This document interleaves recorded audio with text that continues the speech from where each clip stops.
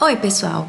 Nesse tutorial de hoje eu quero explicar para vocês como criar uma fita de Mobius através do Grasshopper.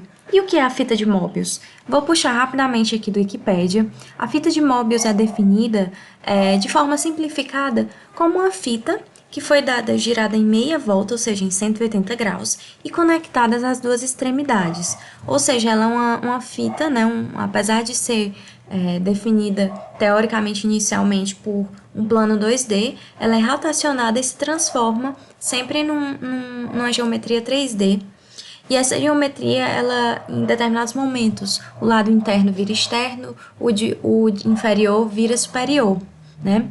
E esse conceito da fita de Mobius é inclusive já utilizado em projetos de arquitetura.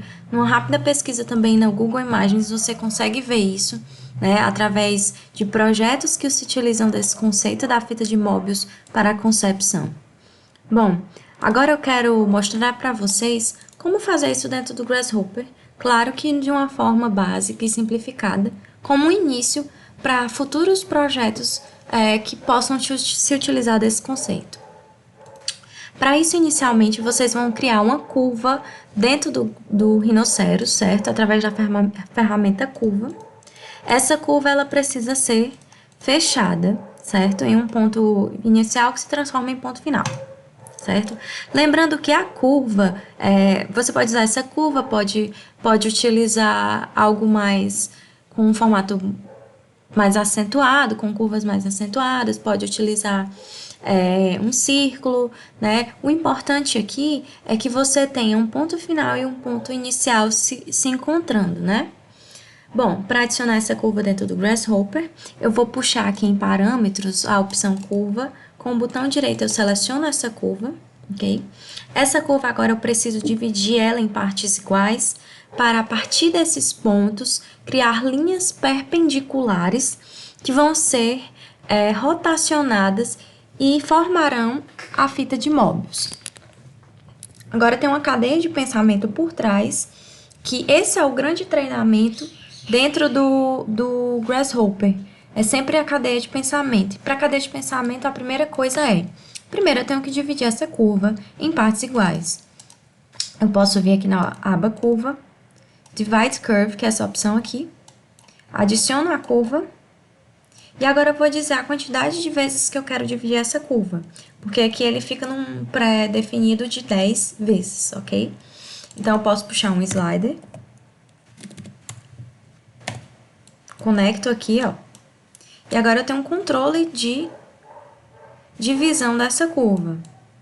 Agora, a partir desses pontos da curva que eu criei, desses pontos de divisão da curva que eu criei, eu preciso criar planos. Por que eu preciso criar planos perpendiculares, né, no caso? Para poder fazer as minhas linhas passando pelo eixo X desses planos.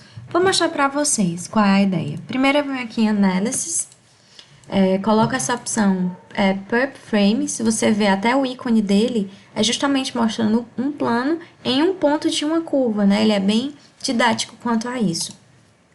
E eu vou conectar aqui a curva, o parâmetro desses pontos, e é isso. Agora eu tenho planos que estão perpendiculares à tangente que sai nesse ponto da curva, né? E ele vai me orientar a geometria das linhas. Certo. A partir desses planos agora, eu preciso desconstruir esse plano, né? Ter informação somente do eixo X, extrair somente essa informação do eixo X desse plano, para poder movimentar aqui dois pontos que vão se conectar e fazer uma linha perpendicular à tangente. Para isso, eu venho aqui na opção Vetor, Plano, Desconstruir Plano. Pronto. Com isso, eu consigo agora extrair a informação do eixo X. E agora, o que é que eu vou fazer? Eu vou na opção Transformar, Movimentar, e vou movimentar a origem, né? Para que ela se mova através do eixo X e assim eu possa gerar a minha linha. Coloco a origem aqui em geometria e o eixo X como eixo de movimento. Dessa forma, aqui eu já tenho um ponto interno aqui a minha curva. Agora eu preciso adicionar o ponto externo, pelo lado oposto. Para isso eu copio aqui esse comando e na aba vetor eu venho aqui na opção reverse, ou seja, eu vou reverter o eixo desse vetor, certo? Conecto aqui no eixo X, e agora tu já tem o oposto, né, desse vetor. Agora tem uma coisa que eu preciso fazer, que é regular a distância em relação ao ponto de origem desses dois vetores, pontos que eu gerei. Da forma como está aqui, eu não consigo ter esse controle. Como eu faço para ter esse controle? Eu posso aumentar a amplitude desse vetor. Clicando aqui dentro da aba vetor ainda, na opção amplitude. Vou adicionar aqui o eixo, né? E os pontos finais dele. E vou aqui adicionar um slider para controlar essa amplitude, ok?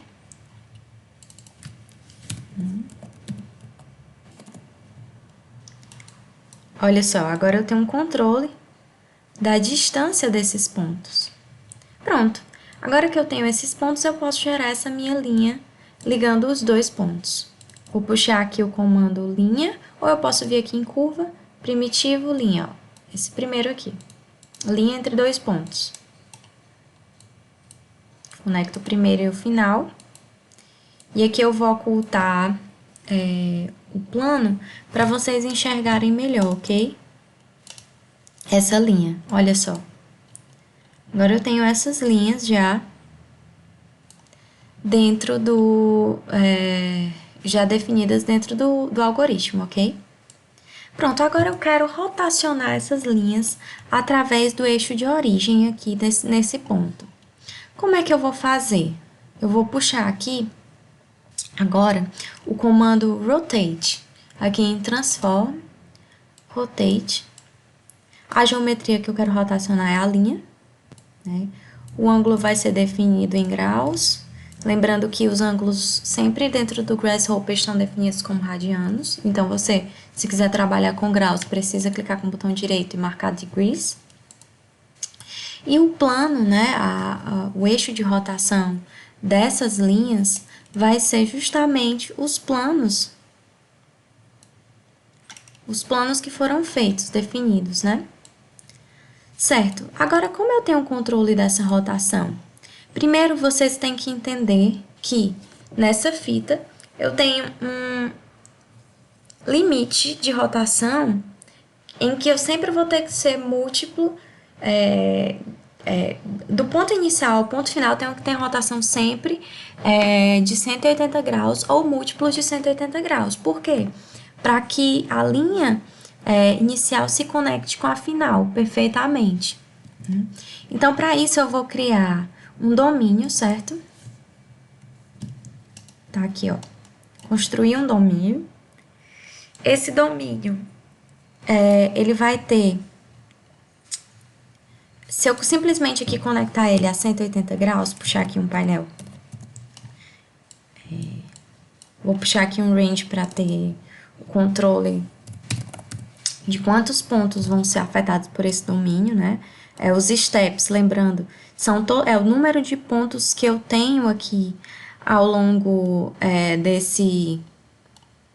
dessa divisão. Então, onde é que eu tenho a informação desse número de pontos? Lá no início, no number slide, ó, eu vou conectar os steps aqui. Certo? Se eu simplesmente conectar aqui em ângulo, eu vou ocultar aqui a linha para vocês enxergarem melhor, e os pontos. Eu não consigo ter controle de quantas vezes vai ser rotacionado. Eu não consigo, ele sempre vai estar dessa forma. Eu vou até colocar aqui os pontos, conectar aqui as extremidades dessas linhas, para vocês enxergarem melhor como eu vou fazer isso. Curva, endpoints, puxo aqui a informação dessas curvas, e a partir desse start e end eu vou criar polilinhas. Puxar aqui, ó, curva, essa aqui, ó, é polyline.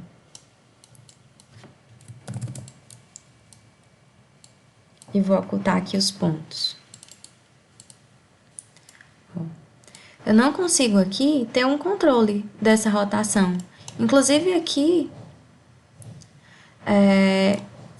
fica limitado, né? Eu quero poder rotacionar mais, curvar mais essa fita. Para isso, eu vou usar a ferramenta aqui de multiplicação do domínio, certo? Matemática, multiplicação.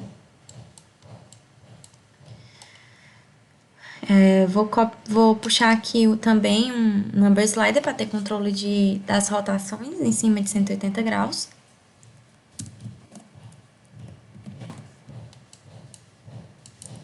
E olha só, se eu puxar aqui, eu vou conseguir agora definir quantas vezes vai ser rotacionado essas linhas aqui. Olha que legal. Agora, eu imagino que vocês devem ter notado que nesse ponto aqui, eu não estou tendo uma conexão, né, entre o ponto inicial e o ponto final. Para isso, como eu vou fazer essa conexão? Para isso, vocês precisam entender que uma curva, um círculo, ele tem, ao contrário de uma linha que tem um ponto inicial, um ponto final definido, né? Quando eu crio aqui uma linha, ó, eu tenho um ponto inicial e um ponto final.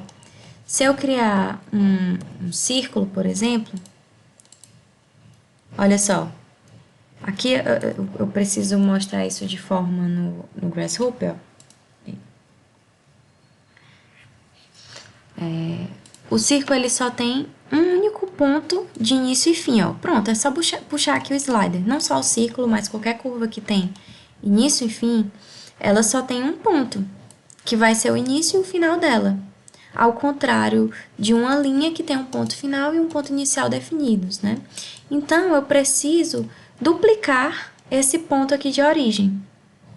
Para isso, primeiro eu tenho que criar um novo plano nesse ponto de origem, né? Então, eu posso vir aqui em vetor, ou curva, ponto perpendicular, vou adicionar a curva aqui, e o parâmetro vai ser o zero. Por que zero? Porque é o ponto inicial. Então, aqui, ó, eu já criei um novo plano. E eu preciso adicionar esse plano ao conjunto de planos anterior, né? Que eu já tinha criado. Tanto que se você puxar aqui a informação, ó, do painel,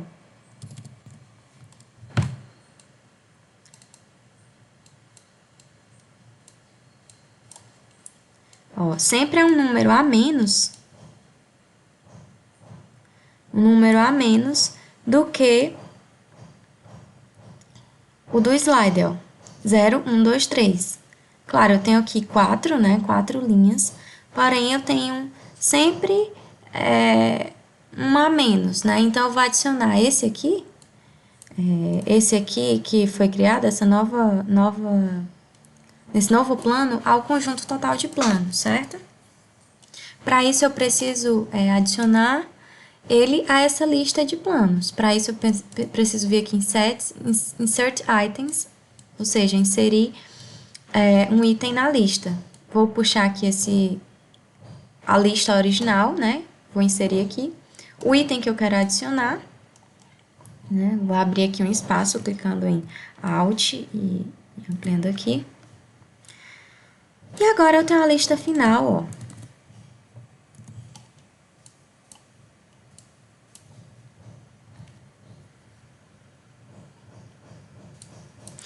Índices eu preciso indicar quantos vão ter, né? Quantas linhas vão ter, que eu vou ter que conectar aqui também ao number slider. Pronto, e agora eu consigo visualizar, ó, esse item aqui adicionado ao final dessa lista. Por que eu tenho que indicar a quantidade de itens aqui? Porque eu vou, com essa informação, dizer onde vai encaixar o novo plano, certo? Ou seja, ele vai ser o último da lista, a ser adicionado na lista. Se eu definir um valor menor que o total da lista, ele vai se inserir no meio e pode se tornar uma bagunça. Ele tem que estar ao final da lista, porque ele vai ser a indicação do final da curva. E agora, com essa lista criada, eu adiciono aqui em Plane, ó. Certo? Vou substituir, inclusive, essa outra conexão aqui, que é a conexão do primeiro plano que a gente criou a rotação. Então, eu venho aqui e puxo para a lista. Pronto, agora é só aumentar aqui o número de curvas, ó. Vou ocultar também essas curvas da lista.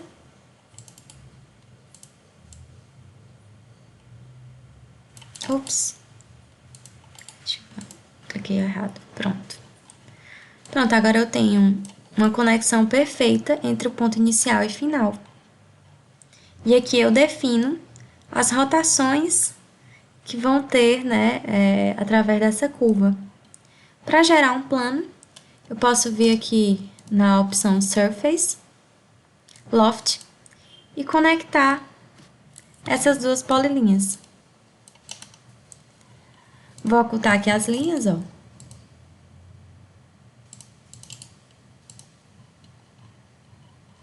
Vou ocultar as linhas de giro também. E agora a gente tem o plano com suas rotações. Posso até ocultar também o ponto de origem aqui, ó. E as divisões. E olha só. Tem um controle da rotação. Tem um controle da largura dessa fita. E tem um controle do número de curvas, ou do número de pontos de divisões que vão ter essa curva, permitindo uma suavização também dessa fita, né? Da geometria dessa fita. E era isso que eu queria mostrar para vocês. Espero que tenha sido um tutorial útil e até o próximo vídeo.